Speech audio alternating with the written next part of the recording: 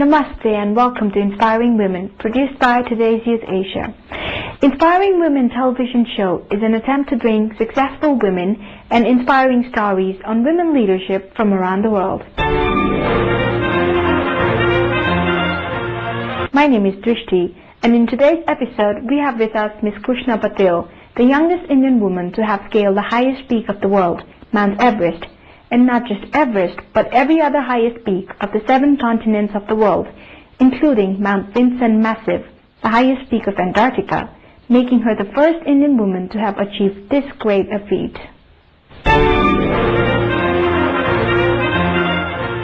Namaste, and I hope we have a good interaction. So I climbed Everest in May 2009. Becoming one of India's youngest persons to have climbed it. There have been a lot of other women also who've climbed Everest. Presently, I was 19 then, by the way. Presently, I'm on a 7-summit quest, which is I'm climbing the highest peak in every continent. I'm done with Asia. I'm done with Africa, Kilimanjaro. I'm done with Vinson Massif, Antarctica, becoming the first Indian woman to climb the highest peak in Antarctica, and Aconcagua, South America. And I will be finishing the next 3 continents in the next 3 months to come, hopefully finishing them before the first anniversary of Everest. And yeah, that's all. So I'll be more than happy to answer whatever questions you have now. What is the purpose of 7-summit quest? Well, 7-summit quest was, India has been in mountaineering or, climbed Everest long back. But on a global level, we have only one Indian who has done the 7 summits, who did it in 2006. So I realized that a lot of mountaineers, first of all, don't have the opportunity, being from countries like India, don't get the opportunities that normal Europeans get. In Europe, people who are not even real mountaineers or, the main thing they do in their life is mountaineering, just as a hobby climb the 7 summits. And in India, very serious mountaineers have also not had the opportunity to go for 7 summits due to financial reasons, due to no opportunities, due to no exposure. So for me, it was one was that I wanted to travel the country, travel the world, and do mountaineering with that. So that's one of the best options. Secondly, it was about putting India on a global map in mountaineering. There has been an Indian Army expedition to South America, Aconcagua. There has been army expeditions that have gone to the South Pole, but there hasn't been one person who's done the 7 summits. There's just one, Malli Mastan Babu, who did the 7 summits, becoming the first Southeast Asian person to do the 7 summits in 2006. So I just felt that it's time that we as Asians really put ourselves forward. I mean, Himalayas, the highest ranges of the mountains are in Asia, are in Nepal, are in India, are in Pakistan, and we are the people who've done the least on a global level. We've done a lot. Our mountaineers have scaled some of the toughest peaks and have done some of the greatest things ever, but it has not been put up on an international level. So I just thought that it's time we did that, and that was one of my motivations to go ahead and do the 7 summits. Who inspired you for this? I would say my instructors I did all my courses from the Nehru Institute of Mountaineering, and the vice principal from that institute, Major Thapa, happened to be one of my biggest motivations for doing what I do, because and all my other instructors as well. I started mountaineering just in 2007, and frankly, you can't even call that mountaineering. I started with my first certificate course in 2007, 2008 I did my advanced course, and I got a chance to be a part of the pre-Everest expedition to Mount Satopant, which is a 7,075 meter peak in the Gadwal Himalayas in India.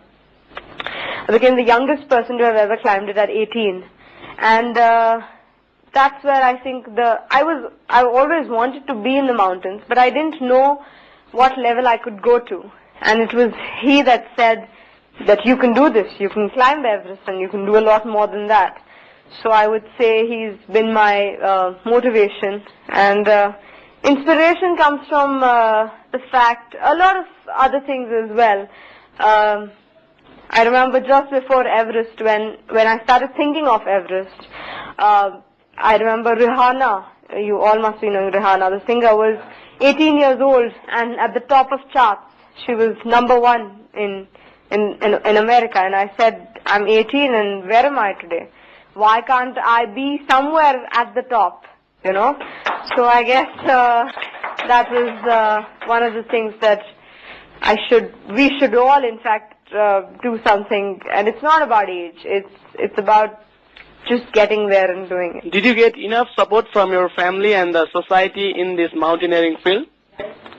Yes, I got tremendous support from my family. My family happens to be my biggest strength. From childhood, my mother has put me in varied sports, from skating, karate, tennis, climbing, flying, you name it and I've done it, swimming, everything. And when I started going for mountaineering, I remember the first expedition that I just spoke about, the pre-Everest expedition. My team leader called up my mother and said, "Ma'am, I do not guarantee the return of your daughter because mountaineering is very dangerous, and I have lost people before during my expedition, so I do not guarantee the return of your daughter. Is that okay with you?" And my mother said, "Yeah, sure. I mean, this is what she wants to do, and I shall. I couldn't do it. I'm not going to stop her." So my entire family, and not just my mother, my aunts, my sisters, my uncles, my grandmother, they're all supportive. So, you know, it's not just about my parents being supportive, it's about the whole family, because if my mother allows me and the rest of the family says, "What are you doing? Why are you sending her? What if she dies?" then obviously even her morale comes down, and maybe, you know, she will say, "Oh, you know, maybe don't go."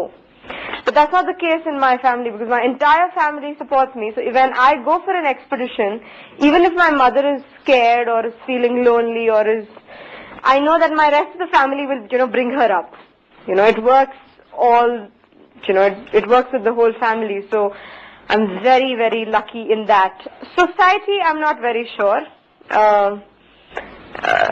Now that I'm successful, it has changed, but before there had been people who said, "Mountaineering? I mean, seriously, what are you letting your daughter do?" A lot of though my instructors have been one of my biggest inspirations, there was a point even they said, "You know, you're a girl from Bombay and Pune. You have the biggest opportunities in cities like that." I was a dancer. I'm a professional dancer. So they said, "You know, you're in Bombay. You're such a good dancer. I mean, you can go places. Why are you coming to the mountains? Like, for the love of God, why would you want to come here?" So society, I'm not very sure, at least in India, is not so open, I would say. But things are definitely changing. There are a lot of adventure programs that children go for, that corporates go, especially since the corporate world has come into adventure because of team building and stuff like that. They as parents know that it's okay for their children to go into adventure sports. So things are definitely changing, but it'll take a while till it becomes normal for someone to get into mountaineering. As you are one India's youngest climber, how do you feel about it? It's obviously a good feeling, per se, but it's a lot of responsibility. Sometimes I wish I was just a normal person who goes to college, hangs out with friends, and watches movies and all. So, but it is a big responsibility. It's a lot of people look up to you suddenly, and it puts a lot of pressure. Just a year back, I was a nobody. I was just just somebody, and suddenly I've become Krushnaa Patil. I myself feel like it's a title on me now, being Krushnaa Patil. I have to be Krushnaa Patil. So it's a nice feeling, but it comes with a lot of baggage. So on the first glance, it's the most beautiful thing that can happen to you, but it has a lot of layers under it. So I'm just discovering the other layers. If you were not provided with the opportunities for mountaineering, then what other sports would you choose? I'm a dancer. So I don't know whether dance comes in sports, but I have been a dancer. So I never wanted to do a 9-to-5 job, get a degree, or the moment I finished my 12th standard, I took off from school. I left my college and I went for a dance course. So definitely I don't know which sport I would take. Maybe I would take surfing or something, because I really want to, or maybe I'd do figure skating or horse riding. But I wouldn't take a 9-to-5 job for sure. What do you think that are the most important things that one should remember while climbing Mount Everest? I would say A is humbleness. I think is very important.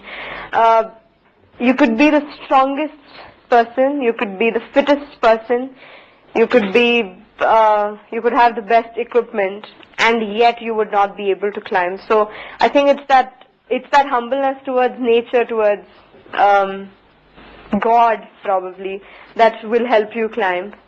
2 is determination, which is sort of even if the weather is bad, even if it seems impossible, even if it seems like you're going to die, to keep going, to go. And it actually contradicts to the first point where you're trying to go against nature. But there's a point that nature tests you till, and then once you've shown yourself, you've proven yourself, then it allows you. So you have to go over that point. Most people give up just before they're going to cross that bridge. So that determination and that grit is important. And 3rd would be blanking out, or being stupid, I would say, to a certain extent, because there are some things that we do in mountaineering that are, or in anything, in fact, is very stupid. It's about being naive. It's about being not thinking too much. Like when you lose someone from your own expedition, and then you're told that you have to walk from that same path and go up, and that same avalanche can come and can kill you. But you have to be stupid and believe that it's not going to happen. You have to not think and say it's not going to happen to you when you know very well that it can happen to you. So it's that power of being stupid and being of not thinking, and of being like, it's okay, if you die, you die. And so it's about being stupid also. So I'd say determination, humbleness, and stupidity is very important. Did you ever feel that your life is in danger and you should quit this field?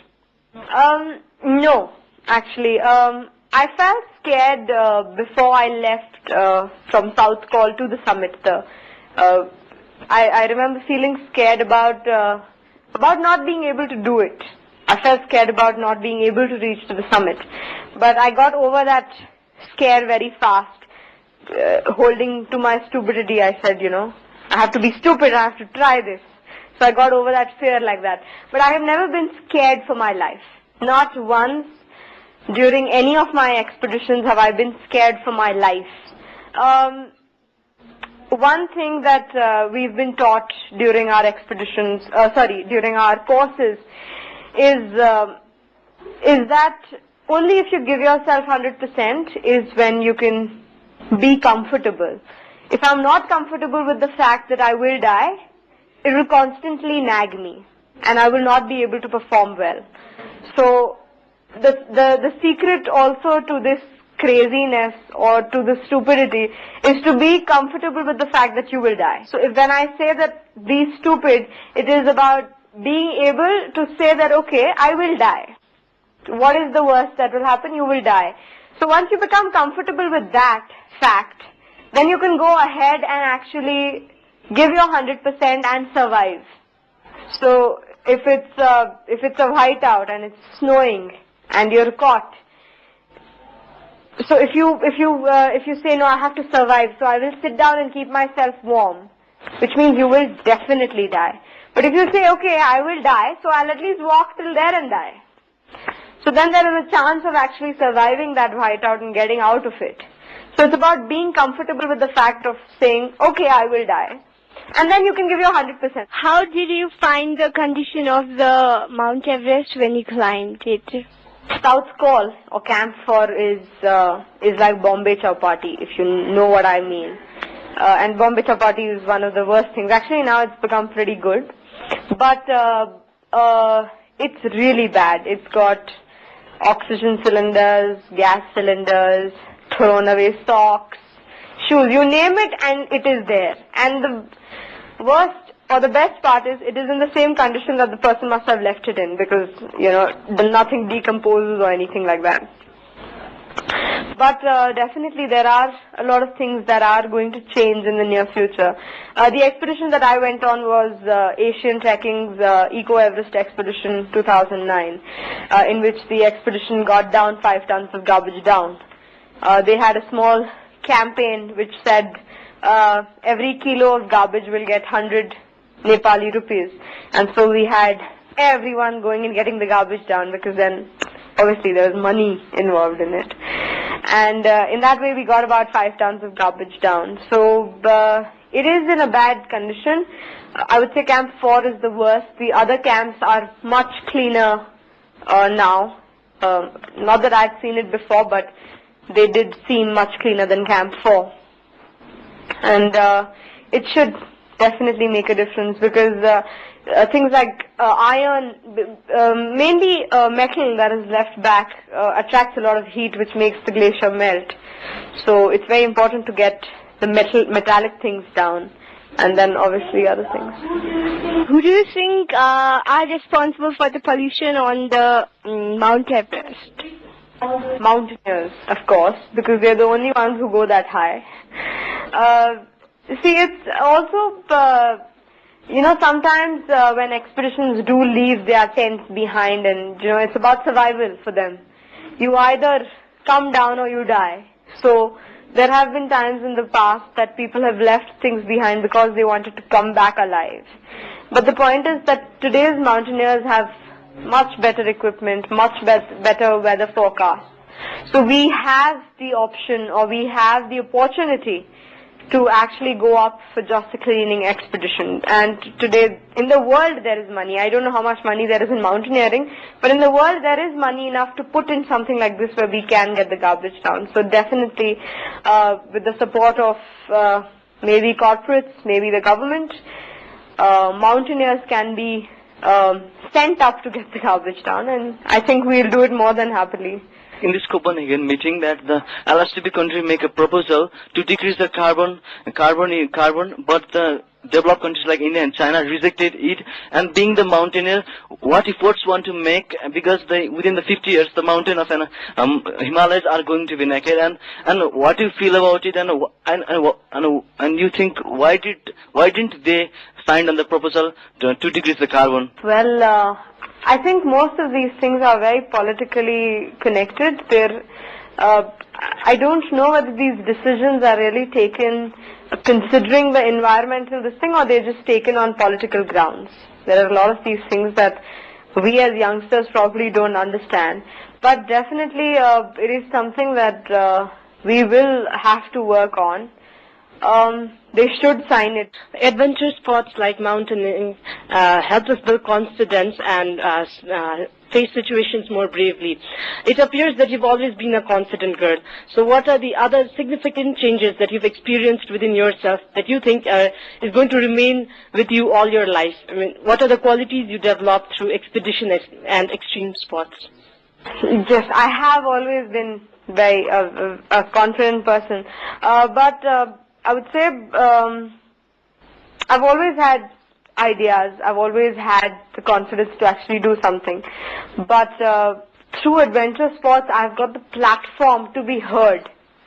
You know, I would have wanted to talk to you all even 2 years ago, but you wouldn't have been interested to listen to me. So what adventure or mountaineering has given to me today it has given me the ears of other people to listen to me.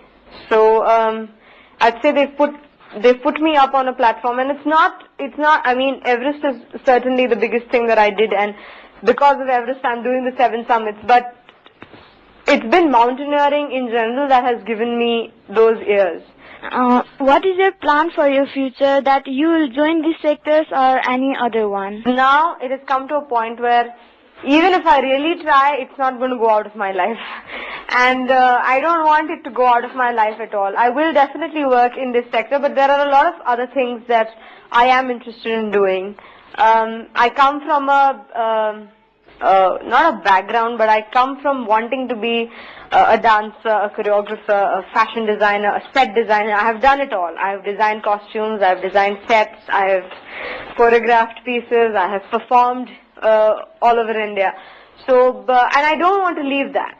So I'm thinking of how I can collaborate mountaineering and dance, which I have come up with certain ideas, and I will do that in the future. I want to make films on mountaineering. If you've seen Bollywood, you know, Himalayas are always used as a romantic scene. I am angry with that. I'm frustrated with seeing the Himalayas as just a romantic thing. So I want to show the Himalayas as the adventure it actually portrays, and not just flying saris and running heroines.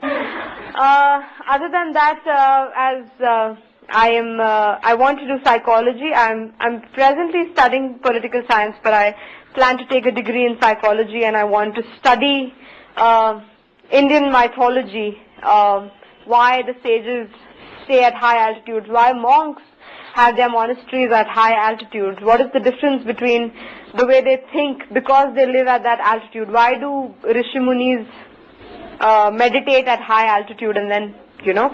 So I want to study on Indian psychology and human psychology and connect the two in high altitude psychology.